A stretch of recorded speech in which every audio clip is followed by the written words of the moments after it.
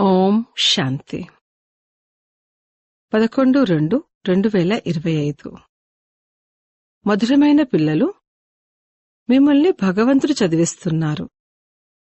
మీ వద్ద జ్ఞానరత్నాలు ఉన్నాయి. ఈ రత్నాలతోనే మీరు వ్యాపారాన్ని చెయ్యాలి. మీరు ఇక్కడ జ్ఞానాన్ని నేర్చుకుంటారు, భక్తిని కాదు. ప్రశ్న: మనుషులు డ్రామా యొక్క ఏ అద్భుత నిశ్చితాన్ని భగవంతుడి లీలగా భావించి వారి మహిమను చేస్తారు? జవాబు: ఎవరి పట్ల భావాన్ని పెట్టుకుంటారో వారికి వారి యొక్క సాక్షాత్కారం జరుగుతుంది. అప్పుడు ఇది భగవంతుడు సాక్షాత్కారం చేయించారని వారు భావిస్తారు. కాని జరిగేదంతా డ్రామానుసారంగానే జరుగుతుంది. ఒకవైపు భగవంతుని మహిమను చేస్తారు, ఇంకొక వైపు సర్వవ్యాపి అంటూ వారిని నిందిస్తారు. ఓం శాంతి. భగవాన్ వాచ: పిల్లలకు ఇదైతే అర్థం చేయించడం జరిగింది. మనుషులను కాని లేక దేవతలను కాని భగవంతుడు అని అనరు. బ్రహ్మ దేవతాయ నమః, విష్ణు దేవతాయ నమః, శంకర దేవతాయ నమః అని గానం చేస్తారు. ఆ తర్వాత శివ పరమాత్మాయ నమః అని అంటారు. ఇది కూడా మీకు తెలుసు. శివునికి తమదంటూ శరీరం లేదు. మూలవతనంలో శివబాబా మరియు శాలిగ్రామాలు ఉంటారు. పిల్లలకి తెలుసు, ఇప్పుడు ఆత్మలైన మనకు తండ్రి చదివిస్తున్నారు. మిగిలిన సత్సంగాలేవైతే ఉన్నాయో వాస్తవానికి అదేమీ సత్యమైన సాంగత్యం కాదు. తండ్రంటారు, అదైతే మాయ యొక్క సాంగత్యం. మమ్మల్ని భగవంతుడు చదివిస్తున్నారు అని అక్కడ ఈ విధంగా ఎవ్వరూ భావించరు. గీతను విన్నప్పుడు కూడా శ్రీకృష్ణ భగవాన్ వాచ అని భావిస్తారు. రోజురోజుకు గీత అభ్యాసం తగ్గిపోతూ ఉంటుంది. ఎందుకంటే తమ ధర్మం గురించే తెలియదు.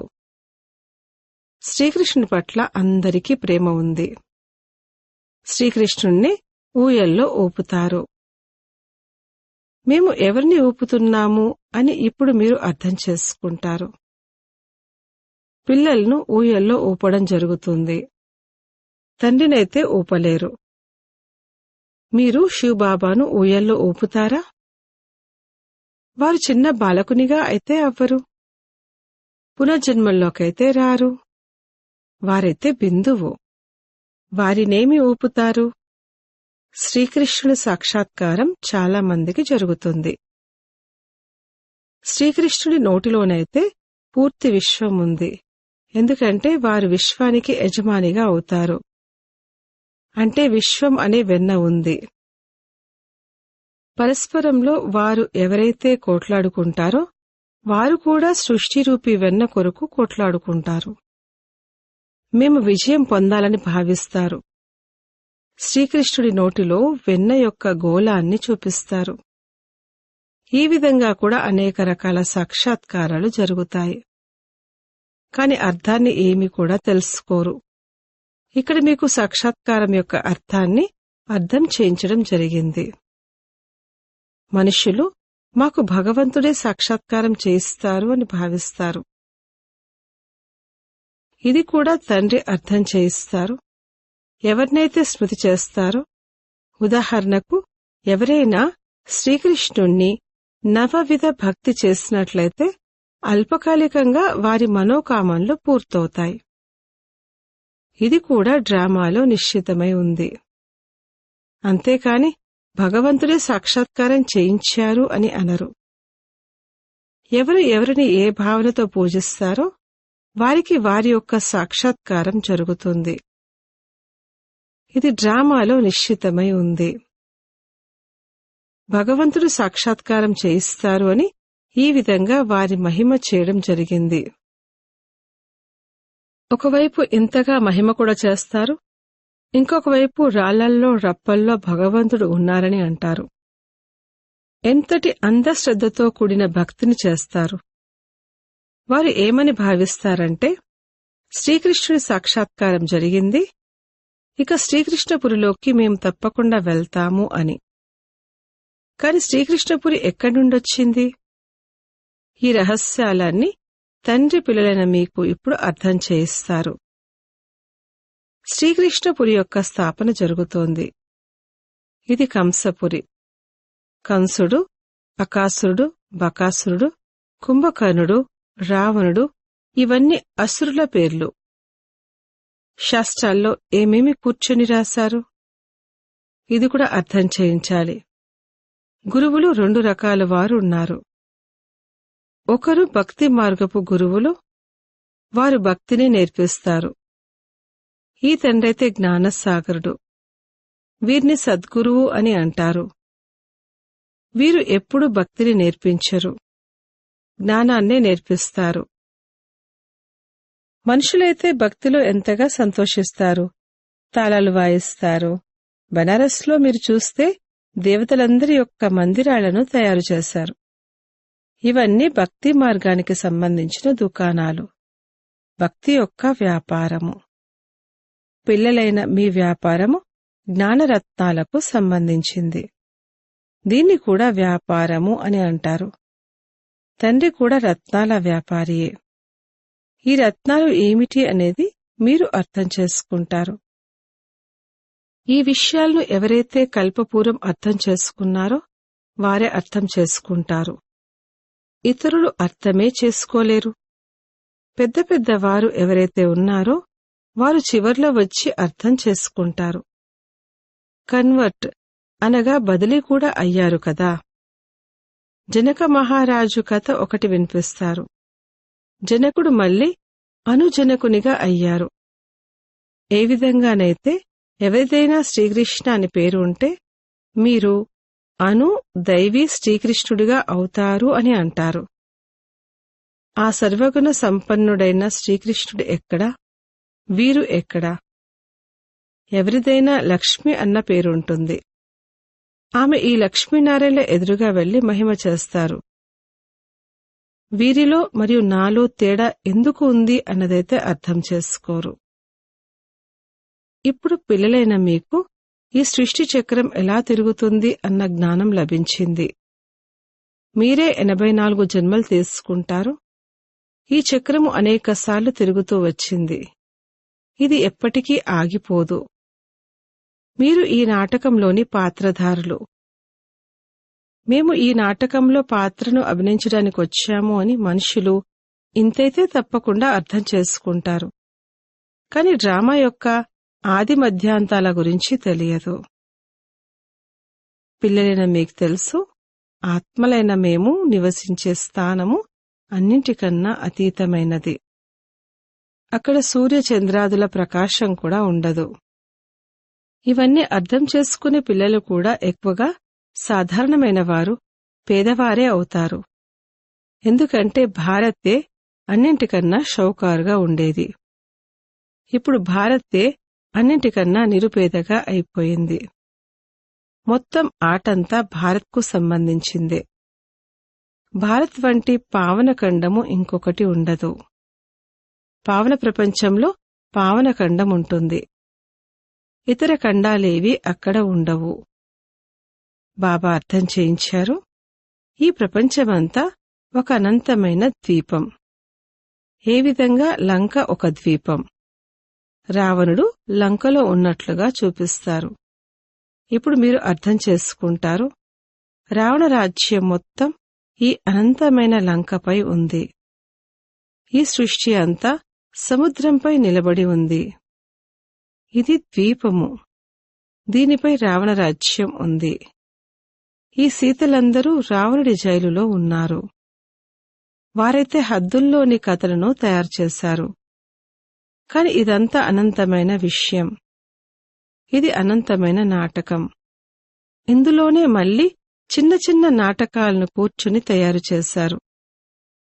ఈ సినిమాలు మొదలైనవి కూడా ఇప్పుడే తయారయ్యాయి. కావున తండ్రికి కూడా అర్థం చేయించడం సహజమవుతుంది. అనంతమైన డ్రామా అంతా పిల్లలైన మీ బుద్ధిలో ఉంది. మూలవతనము, సూక్ష్మవతనము ఇంకెవ్వరి బుద్ధిలోనూ ఉండదు. మీకు తెలుసు, ఆత్మలమైన మనము మూలవతన నివాసులము. దేవతలు సూక్ష్మవతన వాసులు. వారిని ఫరిష్తా అని కూడా అంటారు. అక్కడ ఎముకలు, మాంసం యొక్క పంజరం ఉండదు. ఈ సూక్ష్మతనం యొక్క పాత్ర కూడా కొద్ది సమయం కొరకే ఉంది.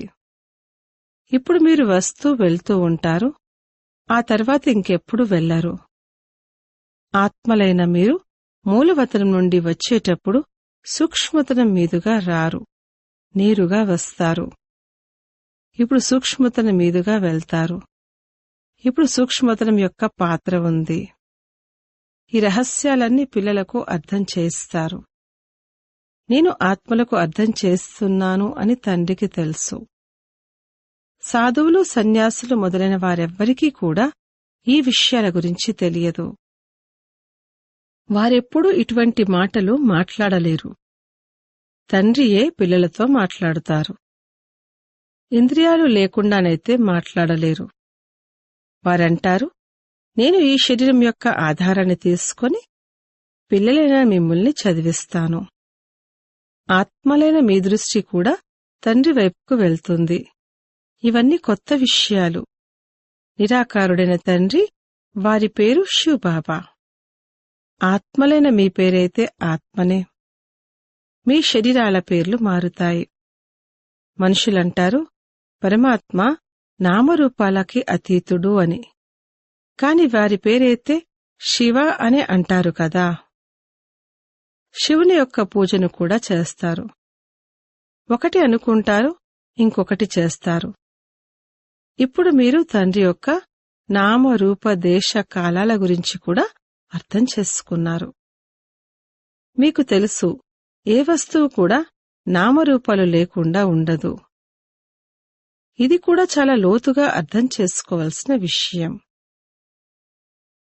తండ్రి అర్థం చేస్తారు, క్షణంలో జీవన్ముక్తి అనగా మనుషులు నరుణ్ణుంచి నారాయణ్గా అవ్వగలరు అన్న గాయనం కూడా ఉంది. తండ్రి హెవెన్లీ గాడ్ ఫాదర్ అన్నప్పుడు మనం వారికి పిల్లలుగా అయ్యాము, అంటే స్వర్గానికి యజమానులుగా అయినట్లే. కాని ఇది కూడా అర్థం చేసుకోరు. తండ్రి అంటారు, పిల్లలు, మీ లక్ష్యము, ఉద్దేశ్యమే ఇది, నరుణ్ణుండి నారాయణుగా అవ్వడం. ఇది రాజయోగము కదా. ఎంతో మందికి చతుర్భుజుని సాక్షాత్కారం జరుగుతుంది. దీనితో మనము విష్ణుపురికి యజమానులుగా అవ్వనున్నాము అని నిరూపణ జరుగుతుంది. మీకు తెలుసు, స్వర్గంలో కూడా లక్ష్మీనారాయణల సింహాసనం వెనుక విష్ణు చిత్రాన్ని పెడతారు, అనగా విష్ణుపురిలో వీరి రాజ్యం ఉంది అని. ఈ లక్ష్మీనారాయణులు విష్ణుపురికి యజమానులు. అది శ్రీకృష్ణపురి, ఇది కంసపురి. డ్రామానుసారంగా ఈ పేర్లు కూడా పెట్టడం జరిగింది. తండ్రి అర్థం చేస్తారు, నా రూపము చాలా సూక్ష్మమైనది, ఎవ్వరూ తెలుసుకోలేరు. ఆత్మ ఒక నక్షత్రమని అంటారు, కాని మళ్లీ లింగాన్ని తయారు చేస్తారు. లేకపోతే పూజ ఎలా జరుగుతుంది? రుద్రయజ్ఞాన్ని రచించినప్పుడు అంగుష్ట రూపంలో శాలిగ్రామాల్ని తయారు చేస్తారు. ఇంకొక వైపు వారిని అద్భుతమైన నక్షత్రము అని అంటారు. ఆత్మను చూసేందుకు ఎంతగానో ప్రయత్నిస్తారు, కాని ఎవ్వరు కూడా చూడలేరు. రామకృష్ణ వివేకానంద గురించి కూడా చూపిస్తారు కదా. వివేకానందుడు చూశారు, ఆత్మ వారి నుండి, రామకృష్ణుడి నుండి బయటికి వచ్చి అతనిలో కలిసిపోయింది. ఇప్పుడు అతనికి ఎవరి సాక్షాత్కారం జరిగి ఉంటుంది? ఆత్మ పరమాత్మల రూపమైతే ఒక్కటే. బిందువును చూస్తారు, ఏమీ అర్థం చేసుకోరు. ఆత్మ సాక్షాత్కారాన్ని ఎవ్వరూ కోరుకోరు. పరమాత్మని సాక్షాత్కారం జరగాలని కోరుకుంటారు. గురువు ద్వారా పరమాత్మని సాక్షాత్కారం జరగాలని అతను కూర్చున్నారు. అంతే, ఒక జ్యోతి ఉంది, అది నాలో కలిసిపోయింది అని అన్నారు. ఇందులోనే అతను ఎంతో సంతోషించారు. ఇదే పరమాత్మని రూపమని భావించారు. భగవంతుని సాక్షాత్కారం కలగాలని గురువు పట్ల భావన ఉంటుంది, కాని ఏమీ అర్థం చేసుకోరు. భక్తి మార్గంలో ఎవరు అర్థం చేయించాలి? ఇప్పుడు తండ్రి కూర్చుని అర్థం చేయిస్తారు. ఏ ఏ రూపాల్లో ఏ విధమైన భావన పెట్టుకుంటారో, ఏ ముఖాన్ని చూస్తారో ఆ సాక్షాత్కారం జరుగుతుంది. ఉదాహరణకు ఎవరైనా గణేశుణ్ణి ఎక్కువగా పూజిస్తే అప్పుడు వారు చైతన్య రూపంలో సాక్షాత్కారమవుతారు. లేకపోతే వారికి నిశ్చయం ఎలా ఏర్పడుతుంది? తేజోమయ రూపాన్ని చూసి మేము భగవంతుణ్ణి సాక్షాత్కారం చేసుకున్నాము అని భావిస్తారు. అందులోనే సంతోషిస్తారు. ఇదంతా భక్తి మార్గం, దిగే కళ. మొదటి జన్మ బాగుంటుంది, ఆ తర్వాత కళలు తగ్గుతూ తగ్గుతూ సమాప్తమవుతాయి. పిల్లలే ఈ విషయాలను అర్థం చేసుకుంటారు. ఎవరికైతే కల్పపూర్వం జ్ఞానాన్ని అర్థం చేయించానో వారికే ఇప్పుడు అర్థం చేయిస్తున్నాను. కల్పపూర్వం వారే వస్తారు. ఇక మిగిలిన వారి ధర్మాలే వేరు. తండ్రి అర్థం చేయిస్తారు. ఒక్కొక్క చిత్రంలో భగవాన్ వాచాన్ రాయండి. చాలా యుక్తిగా అర్థం చేయించవలసి ఉంటుంది. భగవాన్ వాచా ఉంది కదా. యాదవులు, కౌరవులు మరియు పాండవులు ఏమేం చేసి వెళ్లారు? వారిదే ఈ చిత్రం. ఇలా అడగండి, మీరు చెప్పండి, మీ తండ్రి గురించి తెలుసా? తెలియకపోతే తండ్రి పట్ల ప్రీతి లేనట్లే కదా. అంటే విపరీత బుద్ధి కలవారిగా అయినట్లు. తండ్రి పట్ల ప్రీతి లేకపోతే వినాశనమైపోతారు. ప్రీతి బుద్ధి విజయంతి సత్యమేవ జయతే. దీని అర్థం కూడా సరైనది. తండ్రి స్మృతి లేకపోతే విజయాన్ని పొందలేరు. ఇప్పుడు మీరు నిరూపించి తెలియచేస్తారు. గీత శివ భగవానుడు వినిపించారు. వారే బ్రహ్మ ద్వారా రాజయోగాన్ని నేర్పించారు. ఇక్కడ గీత శ్రీకృష్ణ భగవానుడికి సంబంధించిందిగా భావించి ప్రమాణం చేస్తారు. వారిని అడగాలి, శ్రీకృష్ణుణ్ణి సాక్షిగా భావించాలా లేక భగవంతుడినా? ఈశ్వరుణ్ణి సాక్షిగా భావించి సత్యం చెప్పండని అంటారు. ఇది గందరగోళం అయ్యింది కదా. కావున ప్రతిజ్ఞ కూడా అసత్యం అయిపోయింది. సేవ చేసే పిల్లలకు గుప్తమైన నష ఉండాలి. నషతో అర్థం చేస్తే సఫలత ఉంటుంది. మీ ఈ చదువు కూడా గుప్తమైనది. చదివించేవారు కూడా గుప్తమైన వారు. మీకు తెలుసు, మేము కొత్త ప్రపంచంలోకి వెళ్లి ఈ విధంగా తయారవుతాము. మహాభారత యుద్ధం తరువాత కొత్త ప్రపంచ స్థాపన జరుగుతుంది. పిల్లలకు ఇప్పుడు జ్ఞానం లభించింది. అది కూడా నెంబర్ వారుగా ధారణ చేస్తారు. యోగంలో కూడా నెంబర్ వారుగా ఉంటారు. ఇది కూడా పరిశీలించుకోవాలి. నేనెంతగా స్మృతిలో ఉంటున్నాను. తండ్రి అంటారు, ఇప్పటి మీ ఈ పురుషార్థము భవిష్య 21 జన్మల కొరకు ఉంటుంది. ఇప్పుడు ఫెయిల్ అయితే కల్పకల్పాంతరాలు ఫెయిల్ అవుతూ ఉంటారు. ఉన్నత పదవిని పొందలేరు. ఉన్నత పదవిని పొందేందుకు పురుషార్థం చెయ్యాలి. ఇటువంటి వారు కూడా కొందరు సెంటర్లకి వస్తారు. వారు వికారాల్లోకి వెళ్తూ ఉంటారు మరియు సెంటర్లకి కూడా వస్తూ ఉంటారు. ఈశ్వరుడైతే అన్ని చూస్తారు. వారికి అంతా తెలుసు అని భావిస్తారు. ఇది కూర్చుని చూసేందుకు ఇప్పుడు తండ్రికేం అవసరం ఉంది? మీరు అబద్ధాలు చెప్తే, వికర్మలు చేస్తే స్వయాన్ని నష్టపరుచుకుంటారు. నల్లముఖం చేసుకున్నట్లయితే ఉన్నత పదవిని పొందలేను అనైతే మీరు కూడా అర్థం చేసుకుంటారు. కావున తండ్రికి తెలిసినా కూడా విషయమైతే ఒక్కటే. వారికేం అవసరము? మీ మనసు తినాలి, నేను ఇటువంటి కర్మలు చేయడం వల్ల దుర్గతిని పొందుతాను అని. బాబా ఎందుకు చెప్పాలి? ఒకవేళ డ్రామాలో ఉంటే చెప్తారు కూడా. బాబా నుండి దాచిపెట్టడం అనగా స్వయాన్ని సర్వనాశనం చేసుకోవడం. పావనంగా అయ్యేందుకు తండ్రిని స్తుతి చెయ్యాలి. మీకు ఇదే చింత ఉండాలి. మేము మంచి రీతిలో చదువుకొని ఉన్నత పదవి పొందాలి. ఎవరైనా చనిపోయారా లేక బ్రతికి ఉన్నారా వారి గురించి చింతించకూడదు. తండ్రి నుండి వారసత్వాన్ని ఎలా తీసుకోవాలి అన్న చింత పెట్టుకోవాలి. కావున ఎవరికైనా క్లుప్తంగా అర్థం చేయించాలి. అచ్చా, మధురాతి మధురమైన సిక్కిలదే పిల్లలకు మాతాపిత బాప్దాదాల ప్రియస్మృతులు మరియు గుడ్ మార్నింగ్. ఆత్మిక పిల్లలకు ఆత్మిక తండ్రి నమస్తే. ధారణ కొరకు ముఖ్య సారము. 1. గుప్తమైన నశాలో ఉంటూ సేవ చెయ్యాలి. మనసు తింటూ ఉండేటువంటి కర్మలేవీ చెయ్యకూడదు. స్వయాన్ని పరిశీలించుకోవాలి, నేనెంతగా స్మృతిలో ఉంటున్నాను. 2. సదా ఇదే చింత ఉండాలి. మేము మంచి రీతిలో చదువుకొని ఉన్నత పదవిని పొందాలి. ఏవైనా వికర్మలు చేసి లేక అబద్ధాలు చెప్పి స్వయాన్ని నష్టపరుచుకోకూడదు. వరదానము. మన్మనాభవ అనే మహామంత్రం ద్వారా సర్వ దుఃఖాల నుండి అతీతంగా ఉండే సదా సుఖస్వరూప భవ.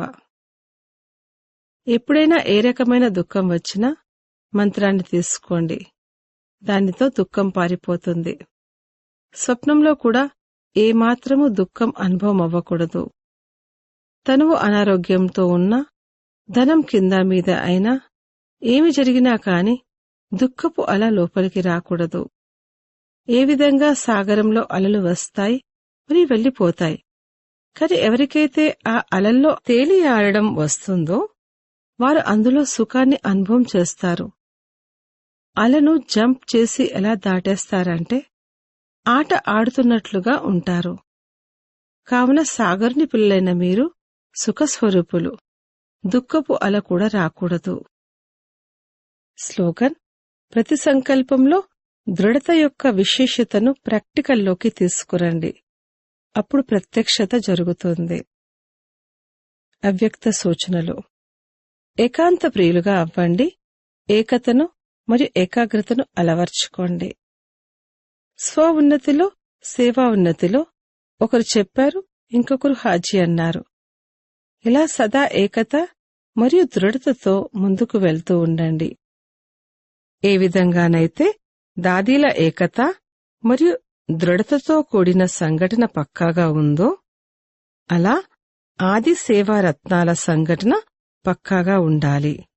ఇది చాలా చాలా అవసరము. ఓం శాంతి.